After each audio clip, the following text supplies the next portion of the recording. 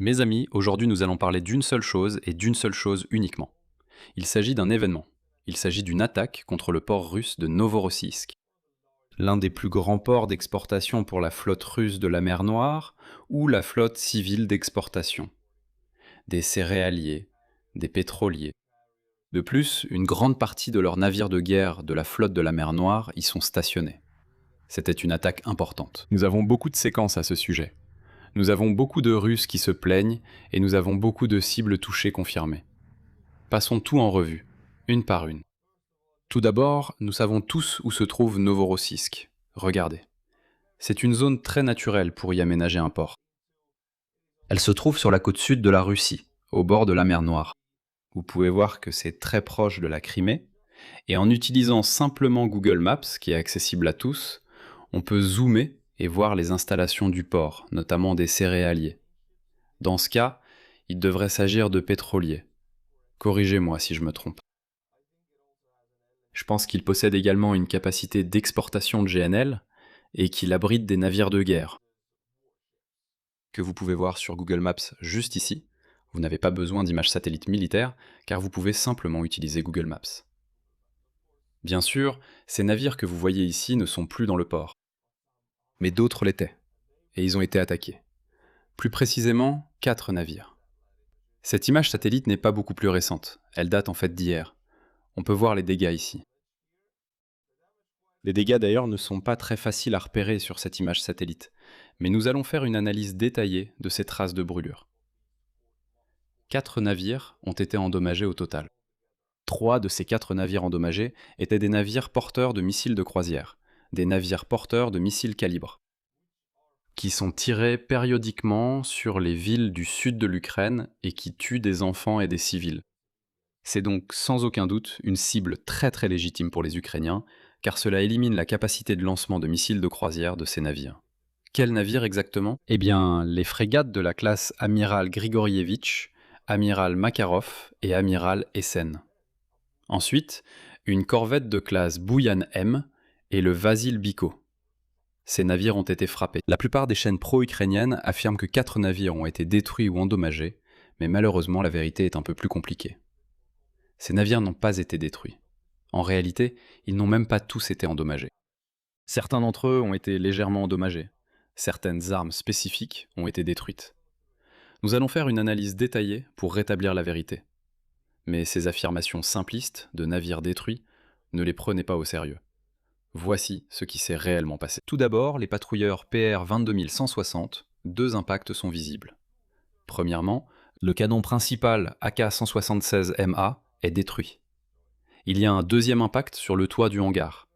Normalement, il y a un SATCOM à cet endroit, et vous pouvez voir 2 impacts. Voici le canon principal, et voici le toit du hangar dans ce fil. Tous ces impacts sont entourés en rouge. Donc vous pouvez voir que ce navire est évidemment endommagé, mais il est loin d'être détruit ou coulé. Mais s'ils veulent l'utiliser au combat, ils doivent absolument réparer le canon principal. Vous voyez, comme vous pouvez le constater, la vue latérale des zones endommagées. Et sans regarder les cercles rouges, vous savez, à première vue sur l'image satellite, il pourrait même être difficile de repérer les dégâts. Il y a quelques traces de brûlure au centre et sur le canon principal. Je veux dire, il faut vraiment zoomer pour voir la destruction à cet endroit. Je dirais que c'est endommagé. Passons au sujet principal suivant, les frégates PR 11356. Il y a 2 impacts sur l'amiral Makarov. Un impact que vous pouvez voir sur le SATCOM au-dessus du hangar, juste ici. Et l'autre se trouve sur le côté bâbord, là où les calibres sont lancés, les missiles calibres. Mais cet impact, peut-être que c'est pas un impact, peut-être que ce sont les traces de brûlure dues au lancement des missiles eux-mêmes. Vous voyez, les choses ne sont pas si simples. Il se peut que ce ne soit pas un drone ukrainien qui est frappé, même si celui-ci en est clairement un. De plus, il y a au moins 2 impacts possibles sur les corvettes lance-missiles PR 12411, Tarantoul à proximité. L'un d'eux concerne le canon AK-176 à l'avant.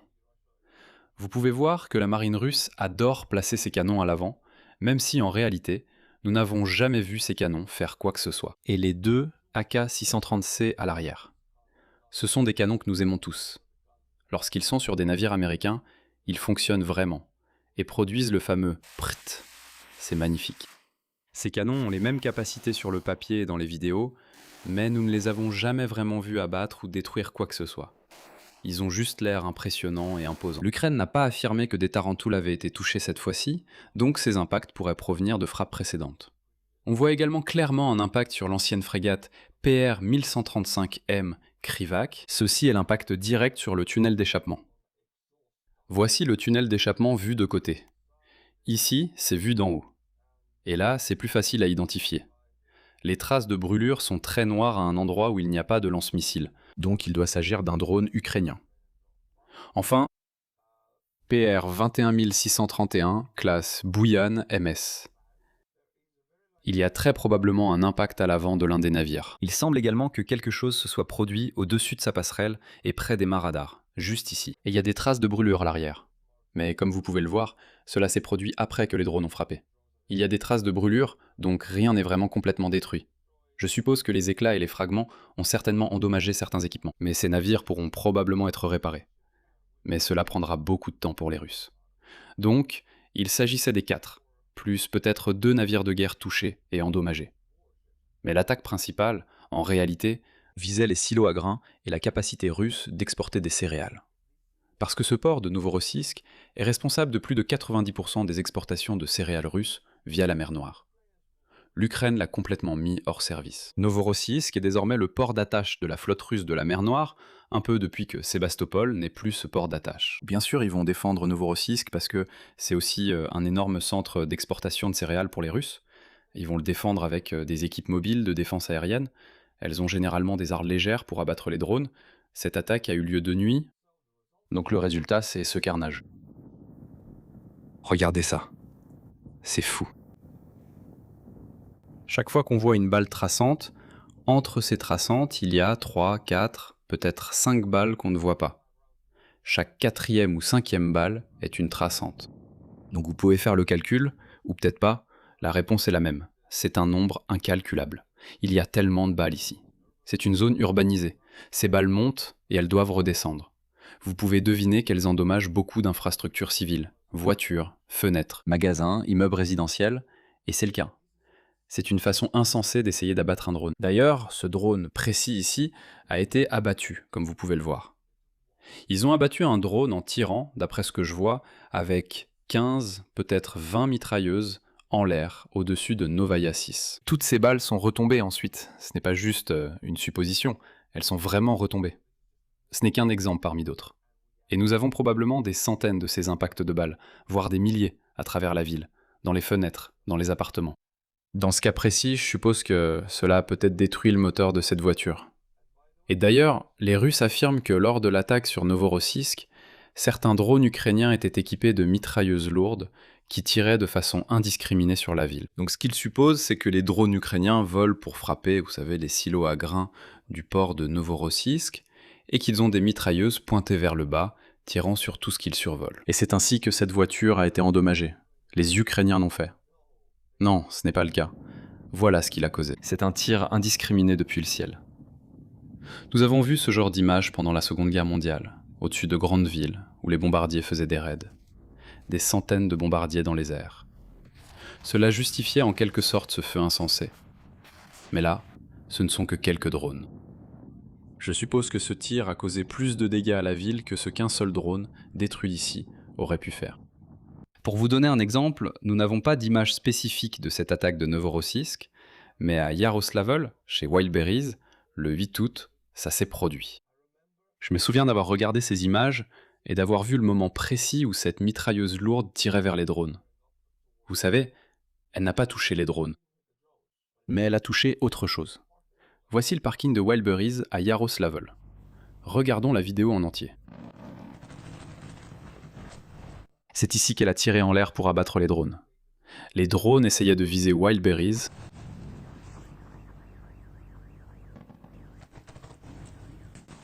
Et maintenant, les balles ont touché les parkings. Alors, à quoi ça sert d'essayer de détruire les drones si tu tires sur les voitures des gens? Et c'était une mitrailleuse lourde, vraiment. Je veux dire, ces balles, 30 mm, c'est ça. Celle-ci est américaine, mais c'est à peu près cette taille. C'était une mitrailleuse vraiment lourde. Donc tu tires des dizaines de balles comme ça, 50, 60 balles, de ce calibre, peut-être un peu moins par seconde sur un civil. Je veux dire, cette voiture civile, c'est une cible aussi facile pour cette munition qu'un corps humain. Ça la traverse comme du beurre. Une balle traverse une voiture, puis une autre, et s'arrête peut-être dans la troisième. Donc il tire sur les voitures des gens sans toucher le drone. Le drone frappe l'entrepôt Wildberries. Ils ont vu les images.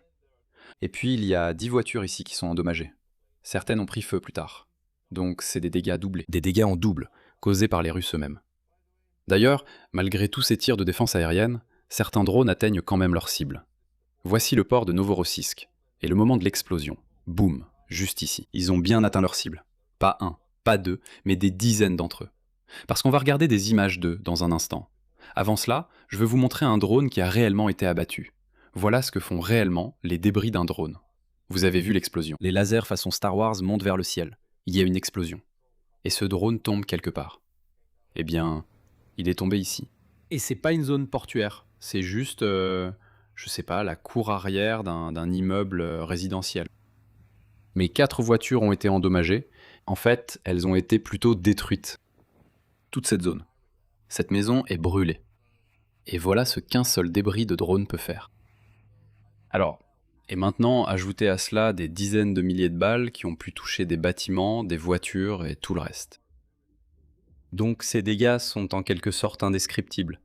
Et ces impacts de balles peuvent être petits, mais s'ils sont dans votre voiture, vous le découvrirez avec beaucoup de voyants qui s'allumeront sur votre tableau de bord. D'accord, mais voyons en fait, en plus des navires de guerre, ce qui a été détruit dans les ports d'exportation de céréales de Novorossiysk.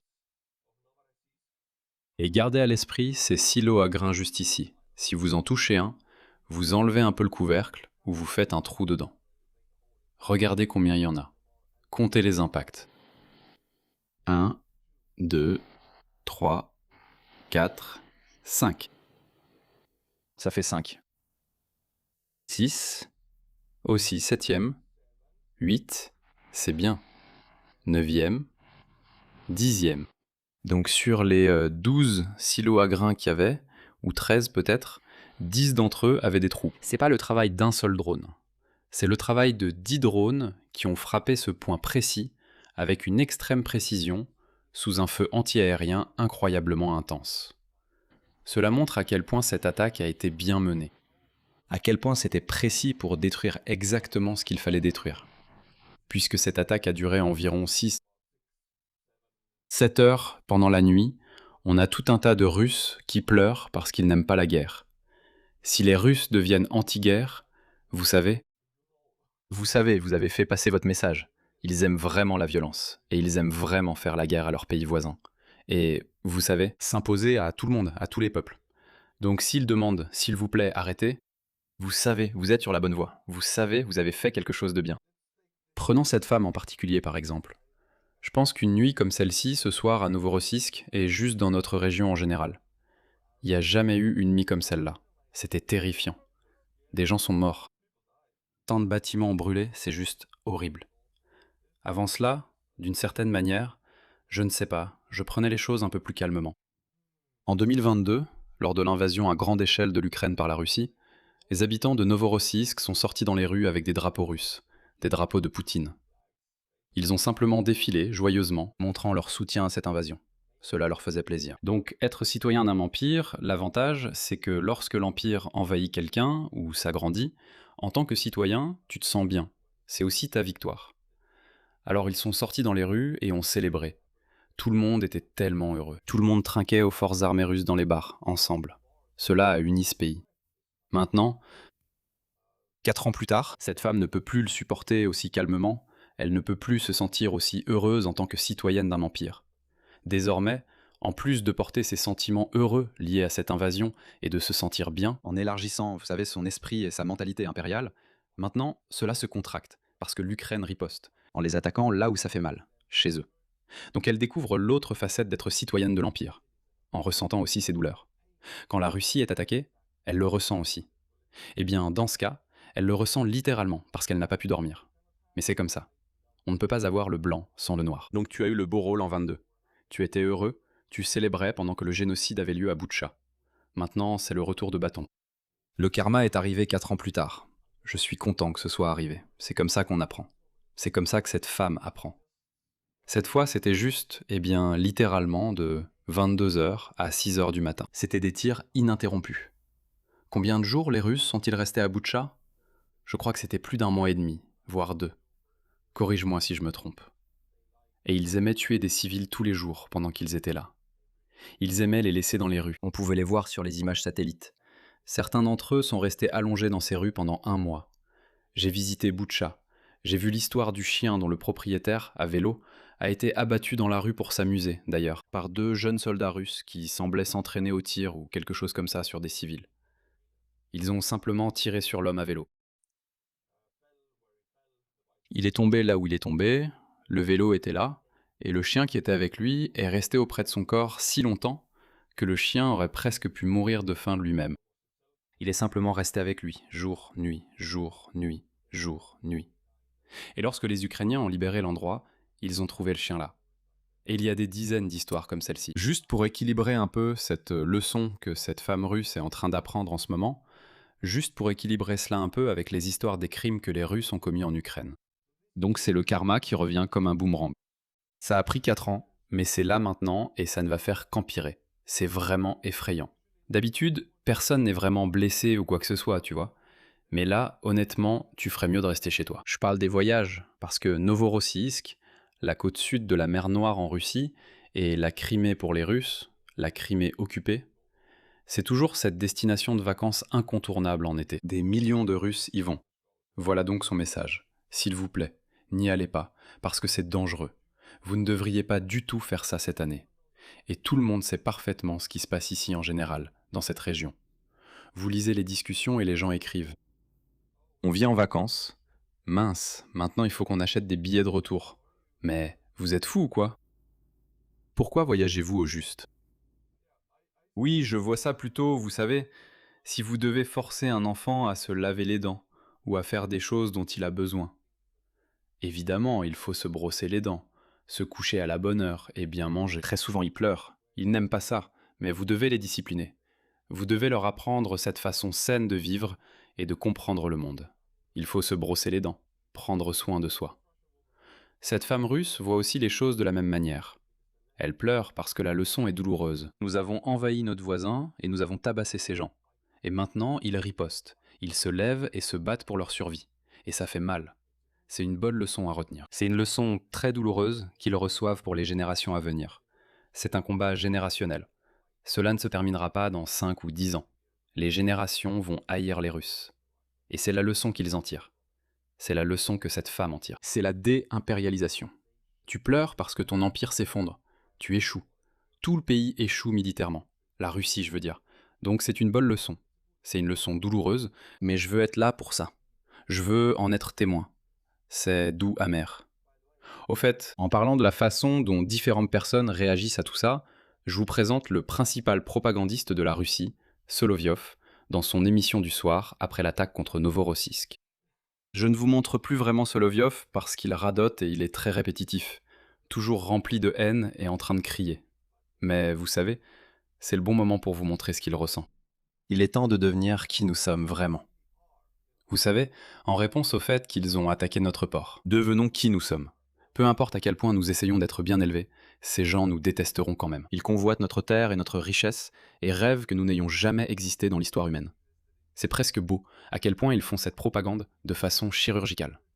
Ukrainiens, 2014. Avant l'annexion de la Crimée et l'entrée des forces russes en Ukraine orientale, ils étaient vraiment plutôt amicaux avec les Russes. Pas le même peuple, langue différente, culture différente, mais ils étaient vraiment amicaux. Les Russes et les Ukrainiens s'entendent bien. Ils passent leurs vacances dans les pays de l'autre. Ils se marient entre eux. Tout ça. Ils étaient très amicaux les uns envers les autres. Tellement amicaux que tous les autres pays de l'ex-Union soviétique s'en inquiétaient un peu. C'était du genre « Vous ne voulez pas votre liberté, les Ukrainiens ? Vous voyez ce qui se passe en Biélorussie ? Pourquoi êtes-vous si amicaux ?» Donc cette amitié aurait pu continuer jusqu'au sort de la Biélorussie, où Loukachenko a pratiquement donné son pays à Poutine maintenant. Cela aurait pu continuer si Poutine avait continué à utiliser le soft power, dont il était déjà un maître à ce moment-là. Mais non, il n'a pas pu. La patience s'était épuisée. Il a dû envahir avec ses forces. Cela a mené à la situation que Solovyov décrit actuellement. Les Ukrainiens, ils détestent maintenant les Russes. Ils les détestent. Avant, Ils les aimaient en quelque sorte, ou étaient très amicaux avec eux. Ils les détestent vraiment maintenant. Et cette haine va durer des générations. Donc, ce dont il est question ici, c'est de ce qu'ils ont ordonné lors de l'invasion. Assez de complaisance envers eux, assez d'essayer de gagner leur amour. Nous n'avons pas besoin de leur amour. C'est vraiment comme les paroles en colère d'un gamin qui dit « Je ne veux même pas être ton ami », tu vois, quelque chose comme ça. Zelensky fait une déclaration de propagande ou construit un récit selon lequel les Russes n'utilisent pas tout ce qu'ils ont. Nous nous retenons, tu sais. Nous nous battons avec des gants blancs parce que nous essayons de gagner leur amour. Nous essayons d'être bons avec eux parce que nous sommes le côté humain. Ce sont eux les terroristes. Alors que la vérité est là. Les Russes ont tout mis dans cette guerre, sauf les armes nucléaires, depuis des années maintenant. C'est pareil pour les Ukrainiens. Aucun des deux camps ne se retient du tout. Ils ont tout mis dans cette guerre. Mais les Ukrainiens ne font pas cette propagande, alors que les Russes insistent sur le fait qu'ils n'ont pas encore vraiment commencé à se battre. Ils continuent de le dire, mais ce n'est pas vrai. Si jamais vous entendez ce discours, quelqu'un qui dit « les Russes se retiennent, s'ils faisaient ceci ou cela, ou s'ils se mobilisaient complètement, etc. » Non, ils ont déjà tout fait ce qu'ils pouvaient. Donc, si vous entendez ce discours, vous savez que cette personne vous répète la propagande fabriquée par le Kremlin que Solovyov diffuse en ce moment. Assez avec l'amour. On dirait qu'on les aime. On est trop doux avec eux. Tuer des enfants, c'est être doux? Je ne pense pas. Est-ce qu'on essaie de gagner leur amour? Exécuter des centaines de civils à Boutcha, c'est essayer de gagner de l'amour? Et ça, c'était il y a 4 ans. Maintenant, ils font des choses encore pires. Donc oui, malheureusement, ce discours fonctionne avec les Russes. Ils l'avalent sans problème. Beaucoup de Russes, des millions d'entre eux, des dizaines de millions, vous diraient que nous nous battons avec un bras attaché dans le dos. Nous nous battons avec des gants blancs. Nous n'avons pas déployé telle ou telle force qui, vous savez, est écrite sur le papier. En réalité, ces forces sont déjà détruites. Des chars, des BTR et tout le reste. Nous n'avons pas déployé ces dizaines de milliers de BMP-2 que nous avons en réserve. Eh bien, ils les ont déployés, ils sont détruits. Mais ce récit existe toujours, comme vous pouvez le voir. C'est simplement bien d'en parler pour que vous puissiez reconnaître ces récits. Il y a un ensemble très précis de récits que les Russes poussent toujours. Faire preuve de retenue en fait partie. Ils ne se sont jamais retenus.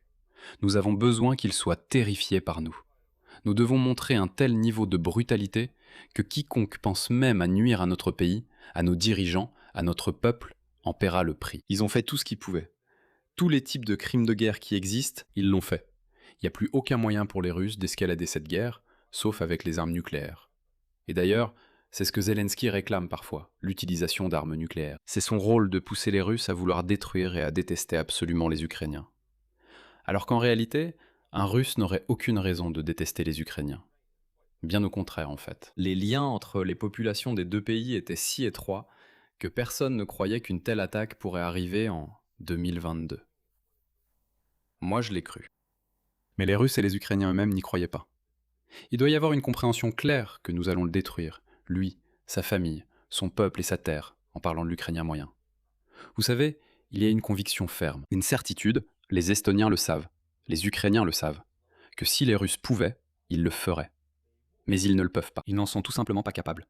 Mais ils essaient autant qu'ils le peuvent. D'ailleurs, je veux maintenant vous présenter l'un des blogueurs militaires russes qui fait venir des gens, différentes personnes, une femme de Novorossiysk, de la propagande russe. Voyons maintenant.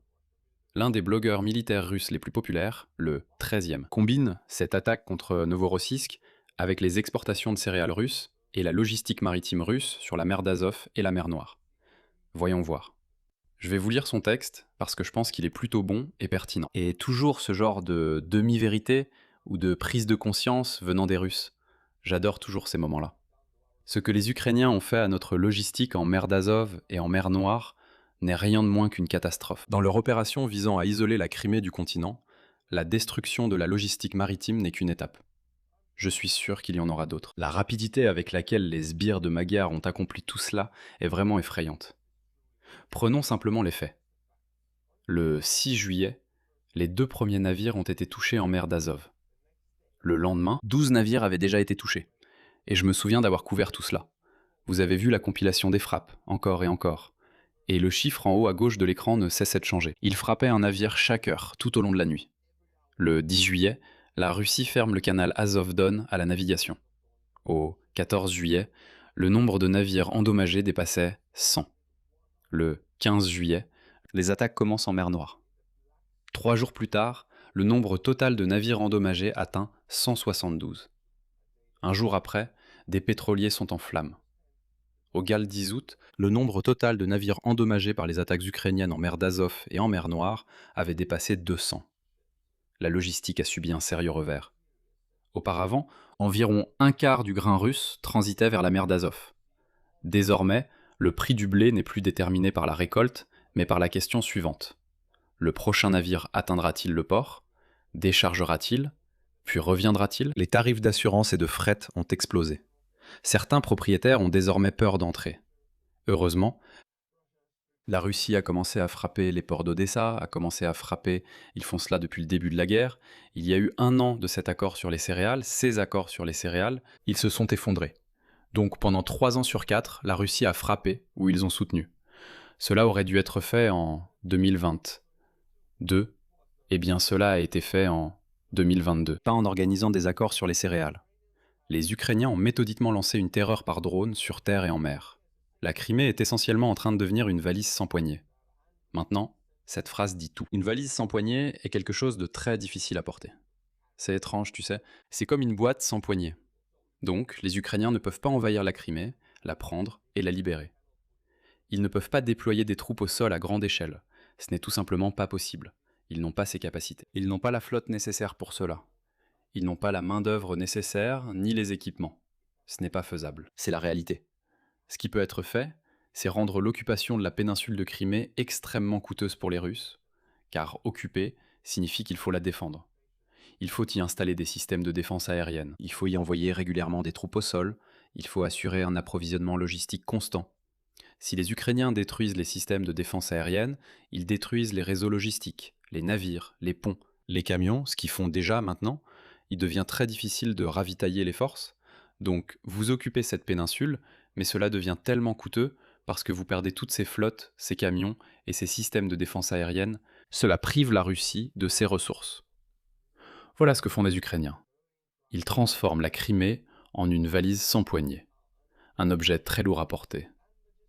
Et la logistique souffre dans tout le pays. Yegor, le 13e, analyse très juste d'un blogueur militaire russe. J'aime toujours voir ça. C'est tout pour aujourd'hui, mes amis. Mais avant de partir, je dois écorcher les noms de quelques abonnés mensuels Buy Me a Coffee parce qu'ils nous ont rejoints et je ne peux pas laisser leur nom intact. Ce serait un crime. Alors, c'est parti.